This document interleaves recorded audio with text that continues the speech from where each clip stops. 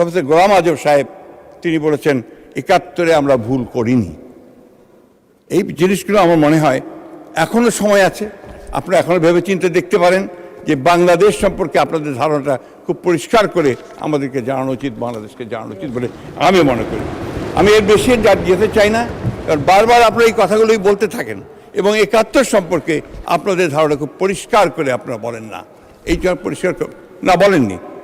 আমি আজ পর্যন্ত শুনিনি এটা। ছাত্রদের এবং ইয়াং ম্যানদের যে দল এনসিপি, এবং আমি অত্যন্ত আনন্দিত যে তারা তাদের যে পারফরমেন্স তারা খুব ভালো করছে। কিন্তু একটা ব্যাপারে আমি ব্যক্তিগতভাবে খুব দুঃখিত, তারা আজকে এমন একটা দলের সঙ্গে জোট করেছে যে দলটি বাংলাদেশের স্বাধীনতাতে বিশ্বাস করে না। আমি আশা করব যে তারা তাদের যে রাজনীতি থেকে আরো পরিষ্কার করবে, সে পরিষ্কার করে সামনের দিকে নিয়ে আসবে। প্রতি সপ্তাহে সর্বোচ্চবার বিকাশ পেমেন্টে 50 জন হবেন পেমেন্ট চ্যাম্পিয়ন। জিতে নিন টিভি সহ আকর্ষণীয় সব প্রাইজ। যে আমাদের কোথাও একটা সমস্যা আছে, যে সমস্যাগুলো আমাদের নেতৃত্বকে সেই জায়গায় পৌঁছাতে দেয় না, যে কারণে হয়তোবা আমরা সেই জায়গায় পৌঁছতে পারি না। মাননীয় স্পিকার, বিগত 15 বছর আমরা একটা ভয়াবহ ফ্যাসিজমের অধীনে ছিলাম। গোটা জাতি নির্যাতিত হয়েছে, নিপীড়িত হয়েছে, খুন হয়েছে এবং তাদের সমস্ত স্বপ্নগুলো বিনষ্ট হয়ে গেছে। এই ভয়াবহতার মধ্যে আমাদের অর্থনীতি যখন প্রায় খাদে পড়ে গিয়েছিল এবং আমাদের সেই জুলাইয়ের অভ্যুত্থানের পরে যখন নতুন করে আমরা বাঁচার জন্য স্বপ্ন দেখছি, তখন আমাদের নেতা সেই দূর থেকে আমাদেরকে নেতৃত্ব দিয়েছেন। আমরা যখন একটা নির্বাচনের পরে অত্যন্ত সাফল্যের সঙ্গে সরকার গঠন করতে সক্ষম হয়েছি, সেই সরকার সত্যিকার কথা বলতে কি একদম খাদে পড়ে যাওয়া অর্থনীতিকে টেনে তুলে নেওয়ার চেষ্টা করেছে।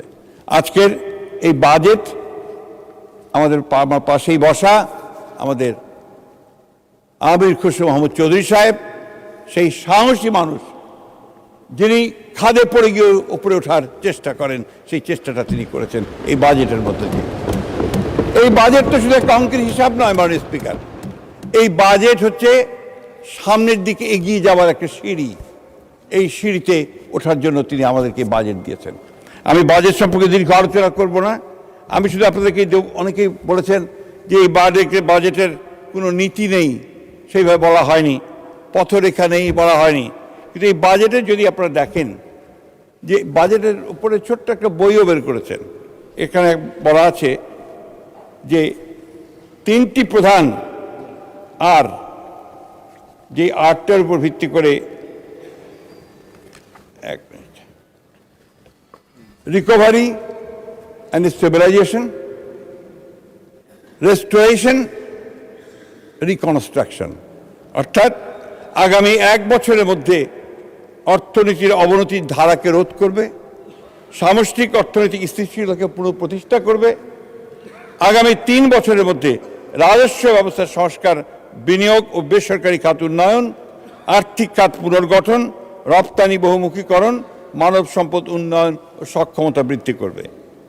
আগামী 5 বছরের মধ্যে অর্থনীতির কাঠামোগত রূপান্তর,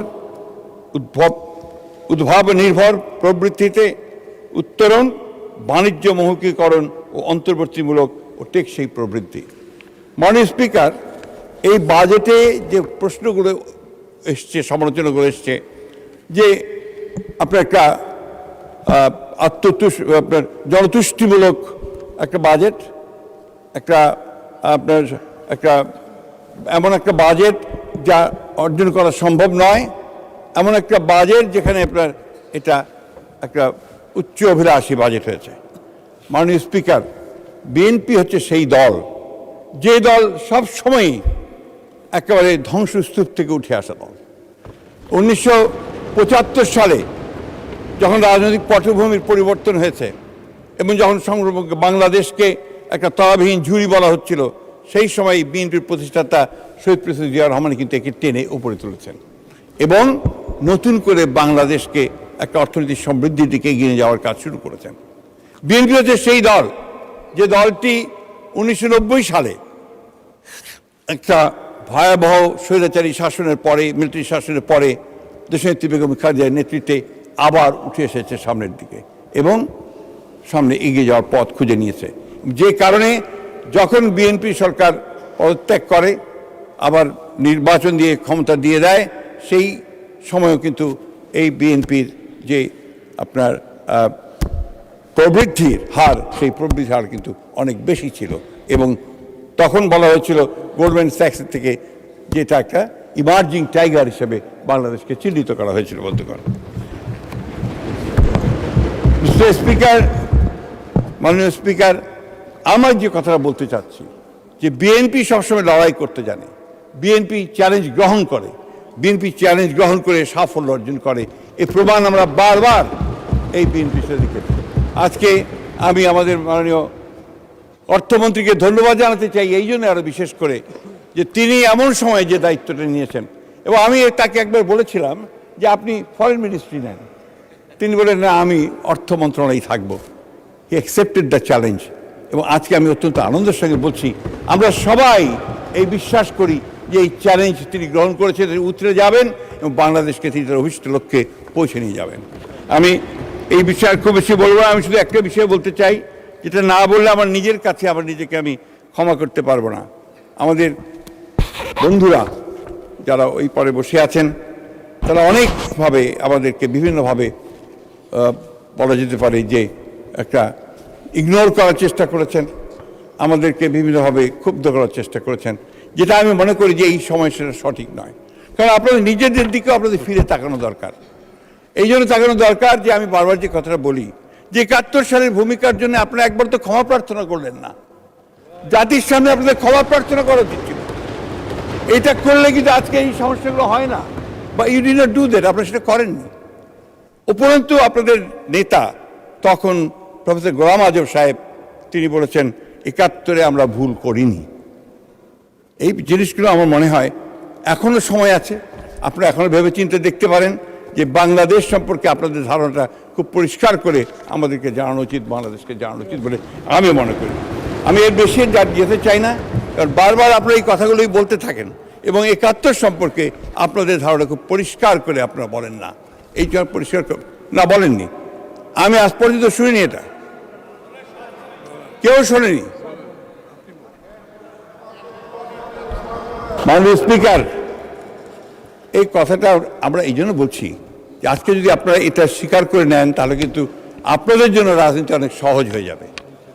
আমি আমাদের অত্যন্ত প্রিয় ছাত্রদের এবং ইয়াং ম্যানদের যে দল এনসিপি, এবং আমি অত্যন্ত আনন্দিত যে তারা তাদের যে পারফরমেন্স তারা খুব ভালো করছে। কিন্তু একটা ব্যাপারে আমি ব্যক্তিগতভাবে খুব দুঃখিত যে তারা আজকে এমন একটা দলের সঙ্গে জোট করেছে যে দলটি বাংলাদেশের স্বাধীনতাতে বিশ্বাস করে না। আমি আশা করব যে তারা তাদের যে রাজনীতি থেকে আরও পরিষ্কার করবে, সে পরিষ্কার করে সামনের দিকে নিয়ে আসবে। এই কথাটা এই জন্য বলছি যে আমাদের এই নবীন রাজনীতিবিদদের তাদের অনেক ভবিষ্যৎ আছে, তারা ভবিষ্যতে আরও ভালো করবে। আমরা চাই যে তারা ভালো করুক, কিন্তু এমন কোনো স্টিগমা নিয়ে তারা যেন পদে না থাকে যে যারা বাংলাদেশের অস্তিত্বের প্রশ্নটাই যারা অস্বীকার করতে পারে। আমি বক্তব্য বাড়াবো না, আমি শেষ করবো এই বলে, যেহেতু বক্তব্য যা বলার সালাউদ্দিন সাহেব পুরোপুরি বলেই দিয়েছেন, আমাদের অন্যান্যরা বলেছেন, আমার আর সেই বিষয়ে মনে করি আমাদের যাওয়ার খুব বেশি প্রয়োজন নেই। শুধু একটি কথা বলতে চাই যে আমরা আজকে যার নেতৃত্বে এই সামনের দিকে এগিয়ে যাওয়ার জন্য লড়াই করছি, মাননীয় স্পিকার, তিনি একজন পরীক্ষিত মানুষ, সংগ্রামী মানুষ, লড়াই করা মানুষ, এবং তিনি এই মাত্র 4 মাসের মধ্যেই গোটা জাতির সামনে এমন একটা উদাহরণ তুলে ধরেছেন যে এই জাতিকে নেতৃত্ব দেওয়ার যোগ্যতা একমাত্র তারই আছে। আজকে মালয়েশিয়া এবং চীন সফর করে এসে যে আশা মানুষের মধ্যে জেগে উঠেছে যে আমরা আমাদের নেতা যিনি আজকে বহির্বিশ্বেও তিনি তার যে যোগ্যতা, সেই যোগ্যতার ছাপ তিনি রাখছেন, বাংলাদেশকে তিনি সামনের দিকে এগিয়ে নিয়ে যেতে পারবেন।